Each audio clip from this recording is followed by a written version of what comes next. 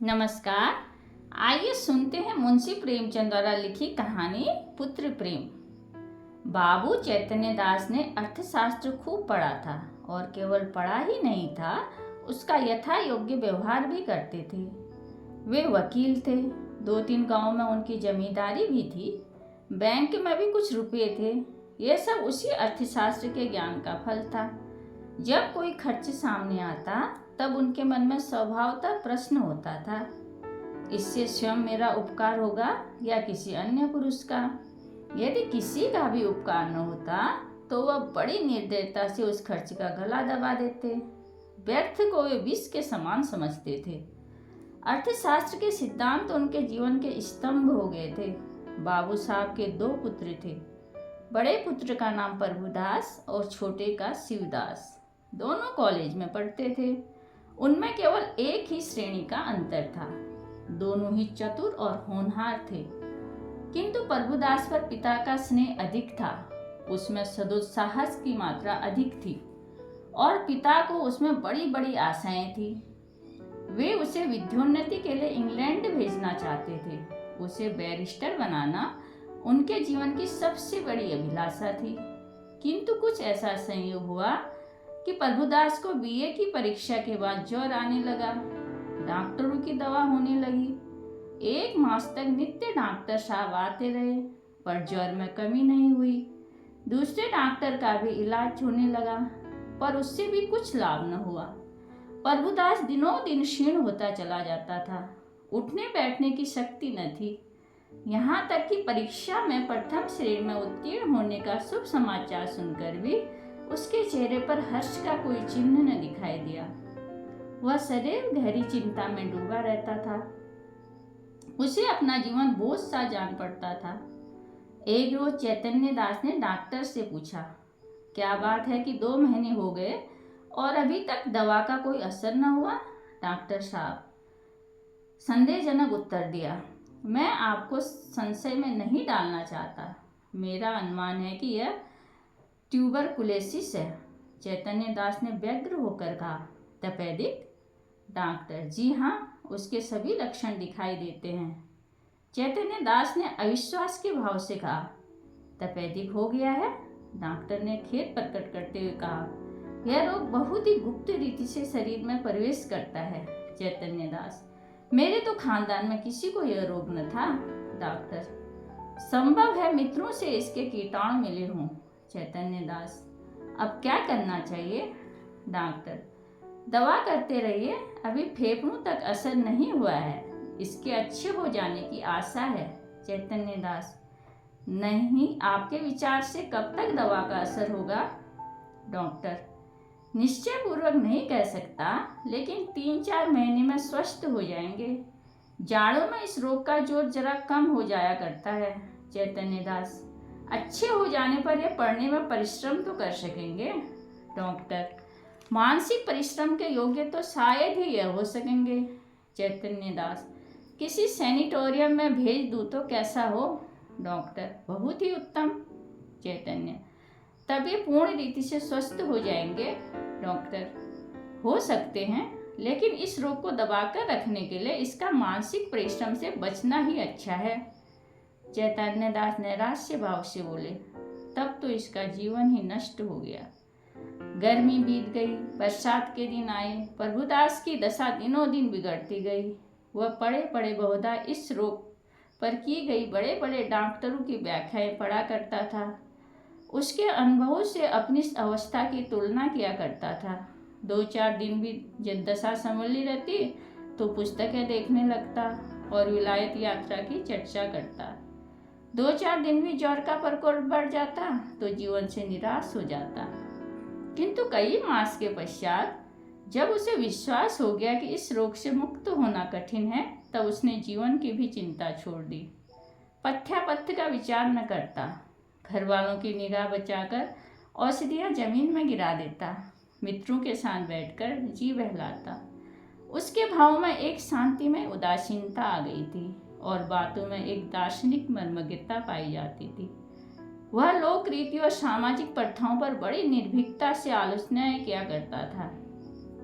यद्यपि बाबू चैतन्य दास के मन में रह रहकर शंका उठा करती कि जब परिणाम विदित ही है तब इस प्रकार धन का अपव्यय करने से क्या लाभ।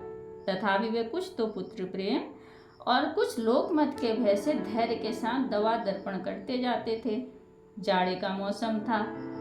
चैतन्य दास पुत्र के सिरहाने बैठे हुए डॉक्टर साहब की ओर प्रश्नात्मक दृष्टि से देख रहे थे। जब डॉक्टर साहब थर्मामीटर लगाकर कुर्सी पर बैठे तब चैतन्य दास ने पूछा, अब तो जाड़ा आ गया, आपको कुछ अंतर मालूम होता है डॉक्टर? बिल्कुल नहीं, बल्कि रोग और भी दुस्साध्य होता जाता है। चैतन्य दास ने कठोर स्वर में पूछा, तब आप मुझे क्यों इस भ्रम में डाले हुए थे कि जाड़े में अच्छे हो जाएंगे? इस प्रकार दूसरों की सरलता का उपयोग करना अपना मतलब साधने का साधन हो तो उसे सज्जनता कदापि नहीं कह सकते। डॉक्टर ने नम्रता से कहा, ऐसी दशाओं में हम केवल अनुमान कर सकते हैं और अनुमान सदैव सत्य नहीं होते। मेरी इच्छा आपको भ्रम में डालने की नहीं थी। शिवदास बड़े दिनों के बाद छुट्टियों में आया हुआ था। इसी समय वह कमरे में आ गया और डॉक्टर साहब से बोला, आप पिताजी की कठिनाइयों का स्वयं अनुमान कर सकते हैं। अगर उनकी बात नागवार लगी तो उन्हें क्षमा कीजिएगा। चैतन्य दास ने छोटे पुत्र की ओर वात्सल्य की दृष्टि से देखकर कहा, तुम्हें यहाँ आने की जरूरत न थी। मैं तुमसे कितनी बार कह चुका हूँ कि यहाँ मत आया करो। शिवदास ने लज्जित होकर कहा, मैं अभी चले जाता हूँ। मैं केवल डॉक्टर साहब से यह पूछना चाहता था कि भाई साहब के लिए अब क्या करना चाहिए। डॉक्टर, अब केवल एक ही साधन और है, इन्हें इटली के किसी सैनिटेरियम में भेज देना चाहिए। चैतन्य दास, कितना खर्च होगा? डॉक्टर, ज़्यादा से ज़्यादा 3000। 1 साल भर रहना होगा। चैतन्य दास, निश्चय ही वहाँ से अच्छे होकर लौटेंगे? डॉक्टर, जी नहीं, यहाँ तो यह भयंकर रोग है, साधारण बीमारी में भी कोई बात निश्चय रूप से नहीं कही जा सकती। इतना खर्च करने पर भी वहाँ से ज्यों के त्यों लौट आए तो ईश्वर की इच्छा। आपको यह तस्कीन हो जाएगी कि इनके लिए मैं जो कुछ कर सकता था कर दिया। आधी रात तक प्रभुदास को इटली भेजने के प्रस्ताव पर वाद विवाद होता रहा। चैतन्य दास का कथन था कि एक संदिग्ध फल के लिए 3000 का खर्च उठाना बुद्धिमत्ता के प्रतिकूल है। शिवदास उससे सहमत था, किंतु उसकी माता इस प्रस्ताव का बड़ी दृढ़ता से के साथ विरोध कर रही थी। अंत में माँ के धिक्कारों का फल हुआ कि शिवदास लज्जित होकर उनके पक्ष में हो गया। बाबू साहब अकेले रह गए। तपेश्वरी ने तर्क से काम लिया।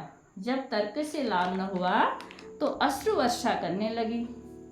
बाबू साहब जल बिंदु के इस प्रहार के सामने ठहर न सके। हार स्वीकार की और कहा, अच्छा भाई, रो मत, जो कुछ कहती हो वही होगा। तपेश्वरी, तो कब होगा? रुपये हाथ में आने दो। तो यह क्यों नहीं कहते कि भेजना ही नहीं चाहते? भेजना चाहता हूँ, किंतु अभी हाथ खाली हैं, क्या तुम नहीं जानती? तपेश्वरी, बैंक में रुपए हैं, जायदाद तो है, 2-3 हजार का प्रबंधन करना ऐसा क्या कठिन है? चैतन्य दास ने पत्नी को खा जाने वाली दृष्टि से देखते हुए बोला, बिल्कुल बच्चों की सी बातें करती हो। इटली में कोई संजीवनी नहीं रखी हुई है जो तुरंत चमत्कार दिखाएगी। जब वहाँ भी केवल प्रारब्ध की ही परीक्षा करनी है तो सावधानी से कर लेंगे। पूर्व पुरुषों की संचित जायदाद और रखे हुए रुपये में अनिश्चित हित के लिए आशा पर बलिदान नहीं कर सकता। तपेश्वरी, आखिर आधा हिस्सा तो प्रभुदास का भी है। बाबू साहब, आधा नहीं, उसको मैं अपना सर्वस्व दे देता। जब उससे कुछ आशा होती वह खानदान का ऐश्वर्य और मर्यादा बढ़ाता और इस लगाए हुए धन के फलस्वरूप कुछ कर दिखाता। मैं केवल भावुकता के फेर में पड़कर धन का ह्रास नहीं कर सकता। तपेश्वरी अवाक रह गई। जीत कर भी उसकी हार हुई। इस प्रस्ताव के 6 महीने बाद शिवदास BA पास हो गया। बाबू चैतन्य दास ने अपनी जमींदारी के 2 आने बंधक रखकर कानून पढ़ने के लिए उसे इंग्लैंड भेज दिया और उसे बंबई तक खुद पहुंचाने गए। वहां से लौटे तो उनके अंतःकरण में सदिच्छाओं से परिमित लाभ होने की आशा थी। उनके लौटने के एक सप्ताह पीछे अभागा प्रभुदास अपनी उच्च अभिलाषाओं को लिए हुए परलोक सिधारा। चैतन्य दास मणिकर्णिका घाट पर अपने संबंधियों के साथ बैठे चिता ज्वाला की ओर देख रहे थे। उनके नेत्रों से अश्रुधारा प्रवाहित हो रही थी। पुत्र प्रेम एक क्षण के लिए अर्थ सिद्धांत पर गालिब हो गया था। उनके मन में यह कल्पना उठ रही थी, संभव है इटली जाकर प्रभुदास स्वस्थ हो जाता। हाय, मैंने 3000 का मुंह देखा और पुत्र रत्न को खो दिया। रह रहकर उनके हृदय में वेदना की सूल सी उठती थी। अकस्मात उनके कानों में शहनाइयों की आवाज आई। मनुष्यों का एक समूह एक अर्थी के साथ आता हुआ दिखाई दिया। वे सब के सब ढोल बजाते गाते पुष्प वर्षा करते चले आते थे। घाट पर पहुंचकर उन्होंने अर्थी उतारी और चिता बनाने लगे। उनमें से एक युवक आकर चैतन्य दास के पास खड़ा हो गया। बाबू साहब ने पूछा, किस मोहल्ले में रहते हो? युवक ने जवाब दिया, हमारा घर देहात में है। कल शाम को चले थे। ये हमारे बाप थे। हम लोग यहाँ कम आते हैं, पर दादा की अंतिम इच्छा थी कि हमें मणिकर्णिका घाट पर ही ले जाना। बाबू साहब, ये सब आदमी तुम्हारे साथ हैं? युवक, हाँ, और पीछे आते हैं।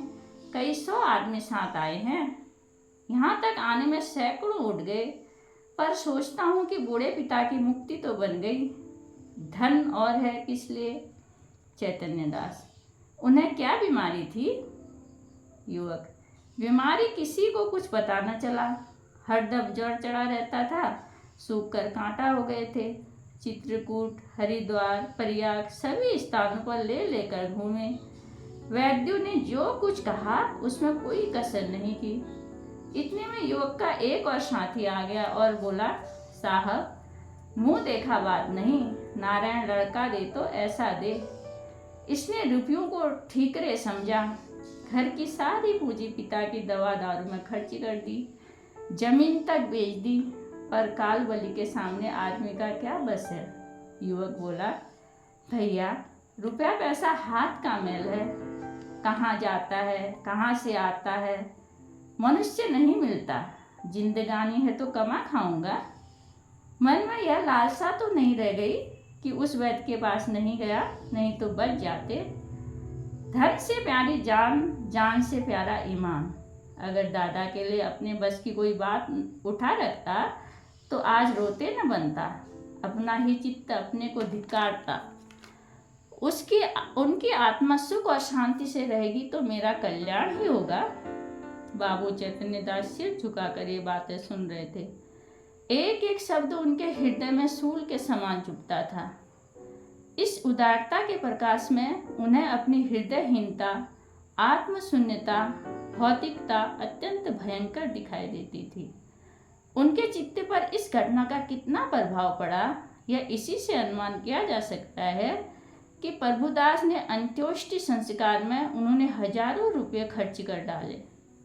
उनके संतप्त हृदय की शांति के लिए अब एकमात्र यही उपाय रह गया था। धन्यवाद।